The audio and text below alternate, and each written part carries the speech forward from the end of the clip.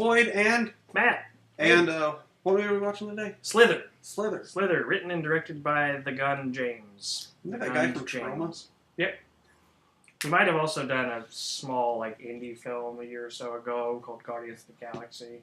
It was Never heard of it. Yeah, it went right under the radar. Nobody saw it. So this is a hentai we're watching? Yes, it's a hardcore hentai. Now, it has some relation to some hentai elements. I won't make I've seen enough hentai joke. Right? Oh, wait, I just did it. You kind of have to with this movie. It's been a while since I've seen it. Gunn doesn't quite make the joke directly, but I think he walks right up to the line. It's been a while since I've seen this one. Mm-hmm. This one we've both seen before. Yeah. We just really wanted to watch it again.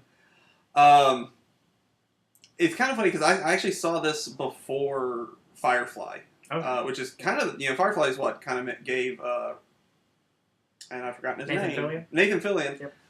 His kind of got him his big nerd start, but yeah. I actually saw him originally in an old TV show called Two Guys, a Girl in a Pizza Place. I've heard of this show. Which, when it was on TV, it was one of my favorite shows. It was really funny. It was also where Ryan Reynolds got his start. Oh, okay. So everyone's losing their shit over Ryan Reynolds the last few years. I'm like, I liked him before. It was cool. One of the most hipstery things I've ever felt. I think the first thing I saw Nathan Fillion in was Buffy. I wasn't a huge Buffy fan, but I think I started watching it when it was doing its run on TV right around the time, which was I think much later in the series. It was right around the time he came on for 6 episodes. He came on at the end of the last season. Oh, okay. Of the very last season. And I actually got into Buffy the year before that. Okay. I actually did, I avoided Buffy because I thought it was just Dawson's Creek with vampires. Yeah. And it's not. It was actually really good. Mm-hmm. But he did Buffy right after Firefly stopped. Oh, was it? Yeah, it was. It's actually kind of funny, and I actually got the chance to ask the actor who played Jane, not Alec Baldwin, but Adam Baldwin. Man, I'm losing it on the names today. I'm crap with years, so at least we can work with that. With our powers combined, we'll Yep. make one super nerd. Anyway, Adam Baldwin was at a con here a few years ago, and I actually got the chance to ask him because I had noticed right when Firefly ended, with a year after, pretty much everyone that was on Firefly was either in Buffy or Angel. Mm-hmm. Nathan Fillion was in the last season of Buffy. Yeah. Adam Baldwin was on the last season of Angel. Lawrence Fishburne's wife. She played Zoe. Not Zoe. Was it Zoe on Firefly? Yeah. Yeah, Zoe on Firefly. She was the Gina Jasmine. something. Gina something. She was Jasmine in the 4th season of Angel. Wash, Ryan Tiddick, was in the 1st season of Dollhouse, which was a few years later. Alan. But what'd I say? Ryan. Did I? Mm-hmm. Oh, yeah. Him. Wow, we kind of went off topic from Slither. Anyway, we're playing 6 Degrees of Joss Whedon. If that's not a game already, it really should be. Right? Anyway, I popped the movie in because I wanted to see it. I think this movie came around at the time when I was just renting anything I could get my hands on at the video store. Mm-hmm. And I was like, oh, it's the guy from Two Guys, a Girl in a Pizza Place. I love that guy. Mm-hmm. And anyway, it's a great movie. This movie kind of reminds me of old John Carpenter. Yeah. I actually am not terribly into the horror genre. It's not really a genre I get into a lot. So it's really weird that I sought this movie out and loved the crap out of it, because it's just, there's a lot of things in it that are things I'm not just a real big fan of in horror. Well, I mean, this movie is really kind of a throwback to the old horror, where it's more about the monster. Yeah. It's not about the scares or what few jump scares I think there were in this movie. Yeah. It's more about the mindset of what if this happened in your town? Yeah. Other the Blob. Yeah. And it's also incredibly funny. Oh yeah, it's super funny. This is a hilarious movie. It's James Gunn. I'm sure he could write a serious movie, but I don't want to see him do that. But I sought this movie out because I saw a preview for it on TV way back when. And I was like, hey, the Malcolm dude, Reynolds is in that. And so I went and sought it out. I don't remember if I went to theater or not. Either way, was this movie in the theaters? Yeah, I don't remember. I think it was. Okay, I didn't see it there. So I probably saw a couple I saw DVD preview because I went out and bought it like almost immediately. But yeah, I really love the crap out of this movie. I don't know much more we can say. Let's watch it, and we'll be.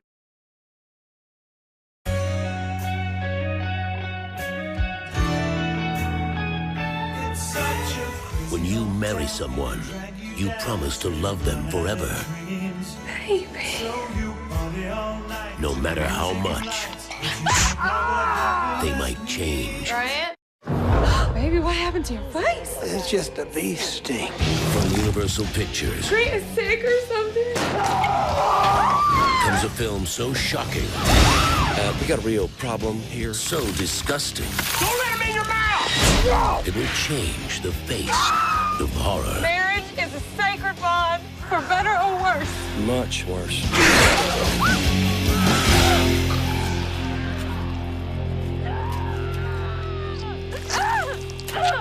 Chick is hardcore.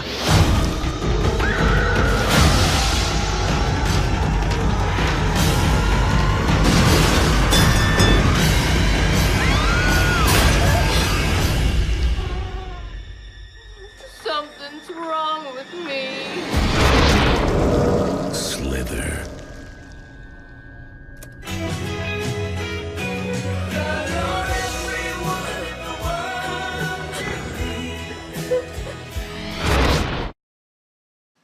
Okay, so We are back. I forgot how much fun that movie Am I right? was. I freaking love that movie. Best line of the movie. Oh. You see, you can't pick just one because there's so I think many there's real two. good I ones. think there's two. It's the. That reminds me of something I wanted to tell you. Fuck you. that one, and at the end when they sees the big glob monster, and he's like, "Oh, that is some fucked That up is shit." fucked up shit.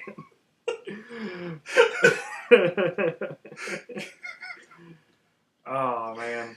Because like, what more can you say at that Yeah. point? Like any other like horror movie, they would have there would be a line. There Yeah. would be much more of a line. That's sick or something like that. Just like, Or in another horror comedy, they would have had. It's 9 o'clock.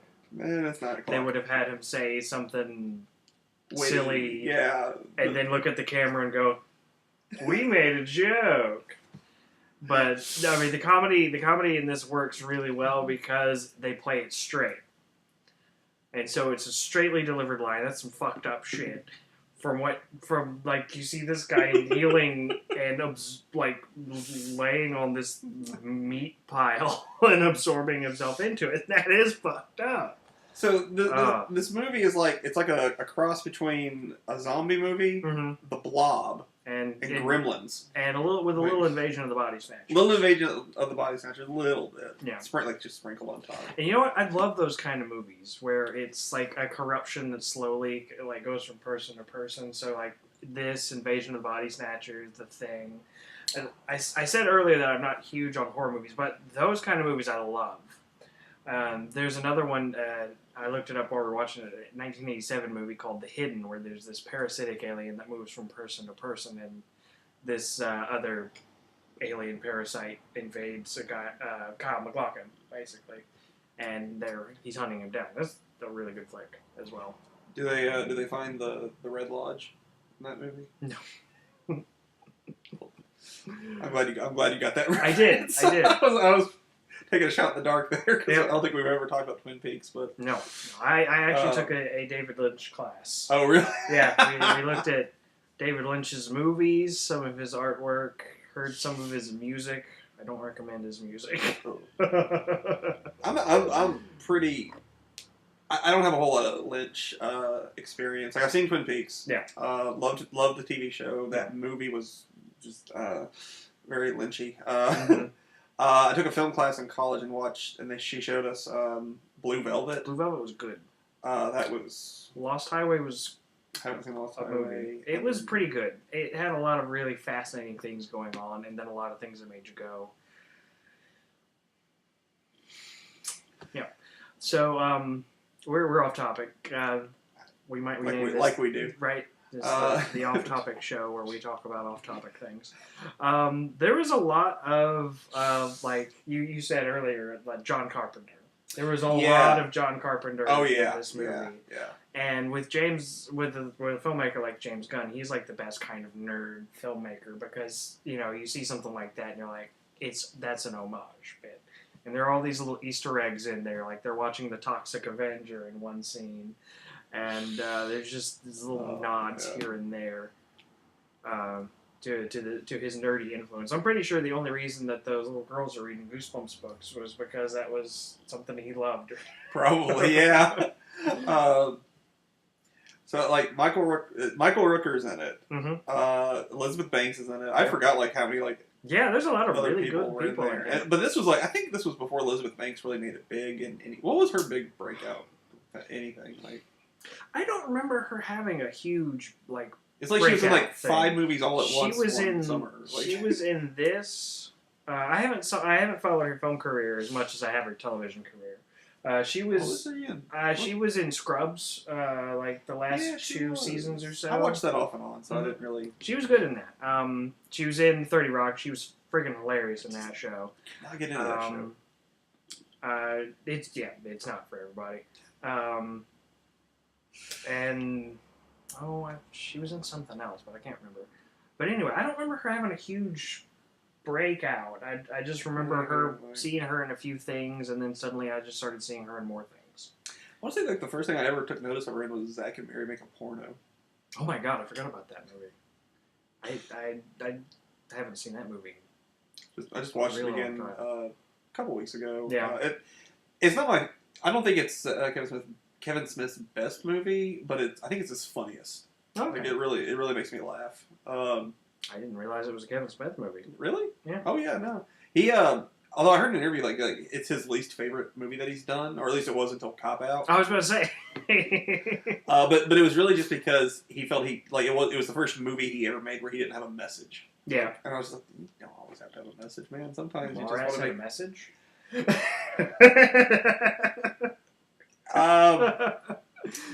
Yeah, I don't know. All right, anyway, speaking of Michael Rooker. Yeah. That brought back to Michael Rooker. He didn't eat any chocolate-covered pretzels. Nope, or show his bum. Well, okay, no, wait. There was that one fat guy who was absorbed at the end. You saw his butt, and he was part of the whole... And he was part of the whole Michael Rooker... So technically, you saw Michael Rooker's butt. Okay, just had Michael Rooker's butt by proxy.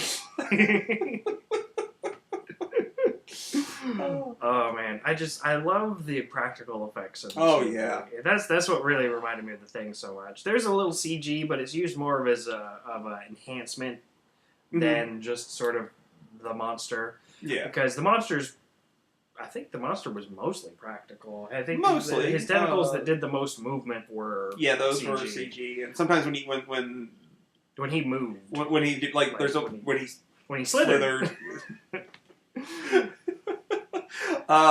So when the movie starts off, like the alien creature, like it crash lands on Earth. Yeah, that's right out of the Blob, or at least the I've never seen the original black and white Blob, but the one from the late 70s, early 80s. Okay, yeah. I don't know. Have you ever seen that one? I've seen like bits and pieces. It's good, but that's how that one starts, and then like it pays homage to that. I think it pays homage to The Thing. Tons of stuff. But this movie's gross. Right? This movie's so gross. And that's something I don't get into a lot, which makes it weird that I like this and movies like The Thing, because I don't really get into gross out horror. Well, while The Thing has some like really gross body horror, I wouldn't call it gross. I wouldn't. If I had to describe The Thing, I would not use the word gross. This movie, I would use the word gross, and it works so well. Yeah, it's really good. Oh man, it's funny.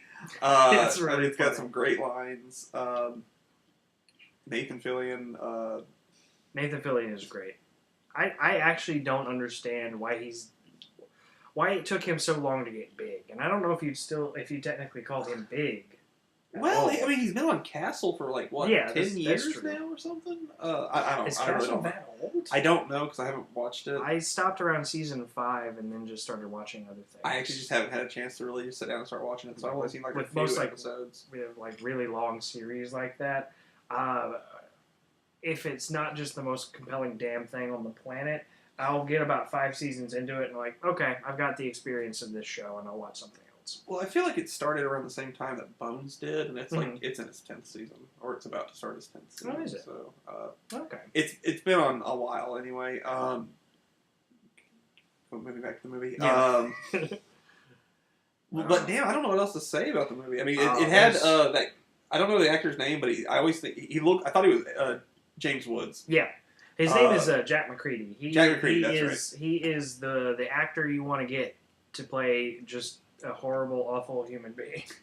He's really good at playing that.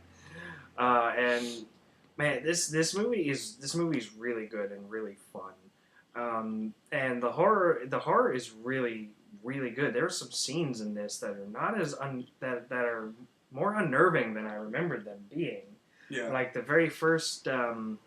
Like when he impregnates the woman. Yeah. That scene just that got to me. Yeah, there's definitely some like phallic imagery. Yeah, oh yeah. With the slug things burying their way into people's mouths. Yeah. I said it during the movie. I'll say it here on camera. I would still rather deal with the Slither slugs than the aliens from Dreamcatcher. Yeah. And that was such a terrible movie. That was. I would mostly rather deal with the Slither slugs than those because Slither's a much better movie than Dreamcatcher. Dreamcatcher didn't know what it wanted to be. Slither has purpose. Is that what the book is like? I never read. It's based on a Stephen King book, and I've never really read Stephen King. I read one Stephen King book, and the entire time I was like, "Shut the hell up, Stephen King, and just tell me the damn story." The thing about that was my King experience. The thing about Stephen King, though, is I feel like if the books were written differently, I would be much more into them because he does the thing I love where like it's all a shared universe. Yeah. I even remember when I was like looking up stuff about Dreamcatcher, there's a reference to it in that book. Like they find a statue and like someone's like spray painted Pennywise lives on it or something. Oh, okay. So like, and I love shared universes. One of the reasons I love the Kevin Smith films or the books of Christopher Moore. You can check out Vonnegut. Kurt Vonnegut. Really? He writes kind of a shared universe thing. Okay. Like in many of his books, you'll see references to a man named Kilgore Trout. Kilgore Trout. He's a traveling author who's so terrible that his stories can only get published in porn magazines. All right. That's the kind of weirdness you get from Kurt Vonnegut, and he's amazing. He's my favorite author. But man, this Slither's it's such a fun movie, and the designs of the creatures. Even though, like, for the most part, it's just the one creature and then the slugs. Mm-hmm. But anyway, the makeup and stuff is really good. Because when you get infected, creepy. You start to like they start getting these like boils and like they morph. The body deformation is just creepy and gross. Again, this movie is really gross. Well, I mean, when you're coming from a guy that worked for trauma, yeah, I mean, it's gross. It's have to be I guess we could say it's artfully gross. Yeah. Gross. Yeah. Well, gross as a compliment, not gross as this movie's gross. Like, I don't know, a movie that's gross. And it's not a good thing. 50 Shades of Grey. I don't know. But oh man, like while watching the movie, I'm like, oh, I want to talk about this. I want to talk about this. I want to talk about this, but. Now that's over. Now that's over. It's just like I just want people to watch it. This movie came out in 2006, and effects-wise, it still looks great. The performances are great. Some of the CG didn't age. Yeah, it's not the worst CG. But yeah, we've seen worse CG come out in the past couple of years. Yeah. And the comedy. This is actually a good talking point. The comedy we referenced this a minute ago. The comedy is really good because it's played straight. And all the jokes are either just little quips like I got something to tell you. Like, Fuck you could I would compare it to his other his biggest movie, Guardians of the Galaxy. Yeah. well, that one's kind of got a little more slapsticky jokes to it. It's very similar. Obviously, it's a similar style of humor since it's done by the same director. Yeah. So, viewer, I'm sure you've seen Guardian of the Galaxy. If you haven't, you should feel bad. So now you have a better idea of what this movie's like. The comedy, and I believe I can only say that I've watched 2 James Gunn films, because I've only seen this and Slither. Or this and Guardians. If I'm right, he did a Troma movie called Tromeo and Juliet, which I've seen. Well, I've also I played Lollipop Chainsaw, and he wrote that. And what he's really good at, comedy-wise, is character interaction. So the comedy is not necessarily coming from the situation or the slapstick or, I don't know, fart sounds. This easy crap. It's character interactions. And so somebody will say something and somebody will respond and it's funny. Or just like the ways characters look at each other. It's all really good stuff, and it's all based in what their characters are. It's very contextual humor, and I love the crap out of it. But yeah, there's a lot of good stuff like that in Slither. Oh yeah. I don't. Think... You know, I can't think of anything to say. I was actually thinking about this during the movie. Mm-hmm. It would be cool to like watch a movie like this. And just stop every 15 minutes to talk about what we're doing. Kind of like Monster Vision. Do you ever watch Monster Vision? No. It's Monster Vision was it used to be on the USA Network back in the late 90s, and they would watch 2 movies, usually horror B sci-fi movies. And it was hosted by a guy named Joe Bob Briggs. Okay. And he would do an intro like we do, and then at every commercial break he would show up. Talk about the movie, make some jokes, then go back to the movie, and then next commercial break, do it again. Kind of, or like Elvira or Vampirella. Okay. And I thought like, this would have been a perfect movie to do that with. Yeah. Just like because it's got that feel. This you don't get horror movies like this anymore, where it feels like it's definitely a throwback to horror movies of like the 80s. The horror comes from the situation, not from jump scares. Yeah. Or the atmosphere. Maybe the atmosphere is a better term for it. Situation / atmosphere. Definitely situation too, because these. Actually, I wouldn't even say atmosphere. Like the atmosphere is it's got an atmosphere. It's a fun atmosphere for the movie. It's not like the creepy, foreboding of like a J-pop horror movie. It doesn't have that creeping sense of dread. Yeah, but that actually there's kind of a juxtaposition there with sort of that fun horror comedy like feel of the movie, and then the monsters. The monsters are where the horror comes from, because they're these big slug things that burrow into your face, and that's fucking terrifying. The character Kylie, was that her name? There's like a teenage girl. Yeah, that scene was shot really well, because the thing starts burrowing into her face and she digs her nails into it, and it's not just pull it out. She's like fighting this thing, trying to rip it out of her face, and that. Well, at the same time, she's getting like visions of the hive mind, and then she becomes exposition machine after that. But it did make me think how it infected an entire town. Did no one just think to bite down? Right. I mean, Nathan Fillion realized cover your mouth. And they won't get in, and that works wonders. Yeah. No one thought to just chew as the things. I'm not sure. Well, I'm wondering if maybe part of the idea was that it was late at night, like the mother was tucking the kids into bed, so maybe the majority of the people, the slug got them in their sleep. Possibly. I'm just guessing. Yeah, I guess. I don't know. It's a thought. Yeah. And. Oh, okay. Someone sent me a message. Okay. I don't know how to turn it off on the computer. If you heard it ding, someone sent me a message on the computer. But man, the horror is really good, and these critters are unnerving, and very simply designed. They're not don't really big slugs. Yeah, they're just big slugs that crawl all over people and. Oof. Yeah, that was. Ooh, there went my stomach. My stomach gurgled at the thought of that. Oh. If you talk about how hungry you are, I will leave. Don't you look at my... That is something I can talk about. There was so many bad Southern accents in this movie. Yeah. I don't know if anyone in this movie actually was from the South. If there's or a negative not. to this movie, it's the Southern accents. They were... But it's so bad it kind of becomes a positive. Like, we live in the South. We live in Alabama, which is like the center of the South.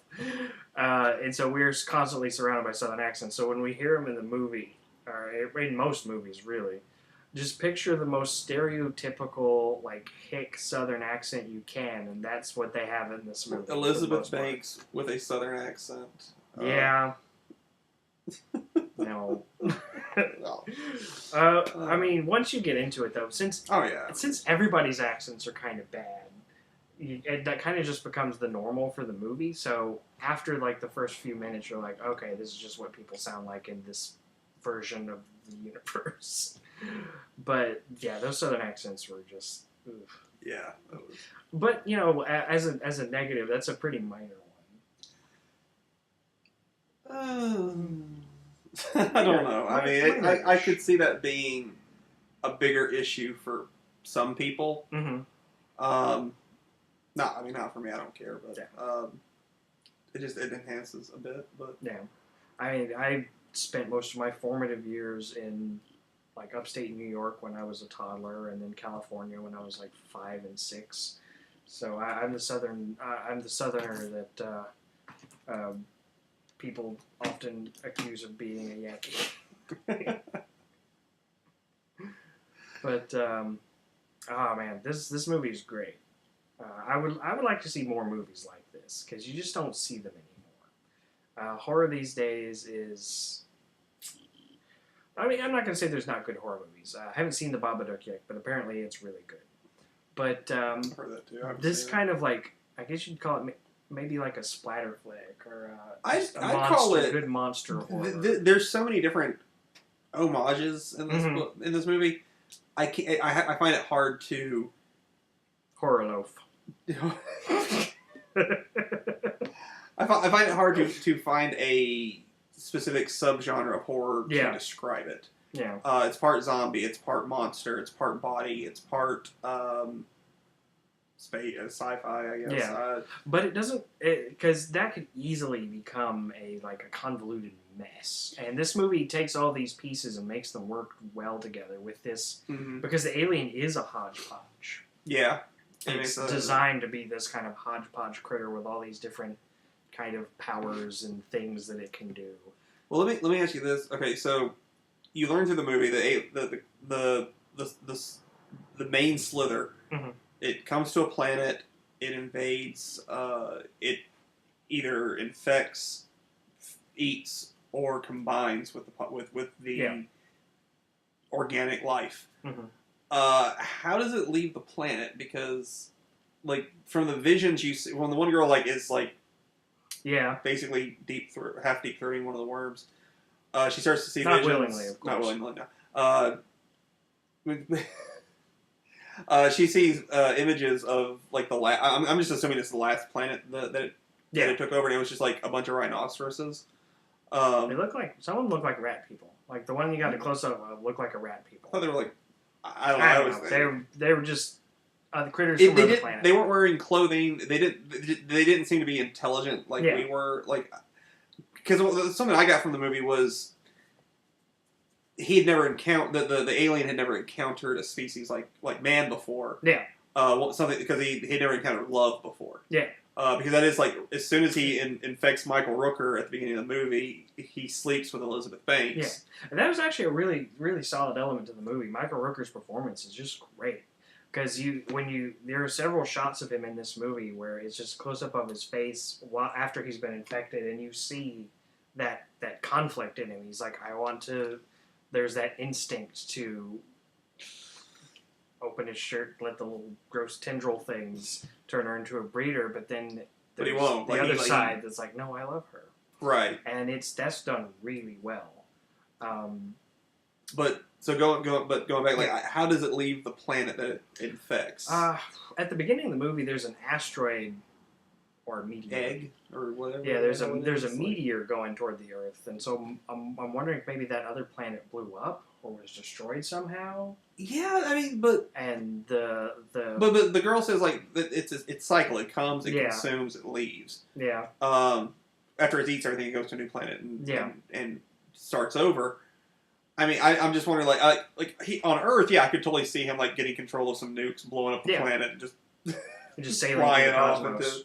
to whatever's next. Yeah. And I'm really surprised it never like landed on just a barren planet before. Like maybe it has. I don't know. I'm thinking way too hard about the this. shell pops open and looks around on Mars. It's just like shit, and then it gets back in the egg and goes.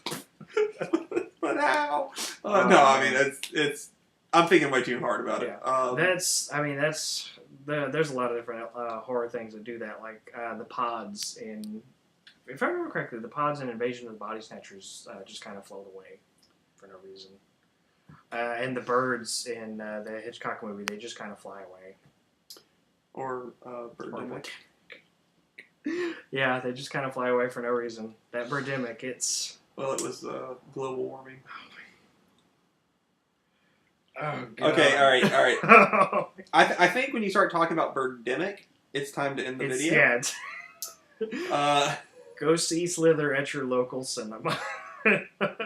Is it on? It might be on Netflix. It was for a while anyway. Yeah, it's probably on one of the streaming If services. it is, watch it. If not, go to your nearest store that sells DVDs. If you can't get your hands on it, watch The Thing. Yep, Thing is good. Or Guardians of the Galaxy, because the Slither creatures are in a... They're an Easter egg in the movie. They're in the collector's vault. James Gunn loves his Easter eggs. Oh, yeah. And I love it too. Oh, yeah. All right. All right. Now, till next time. See ya. Well, now that is some fucked up shit.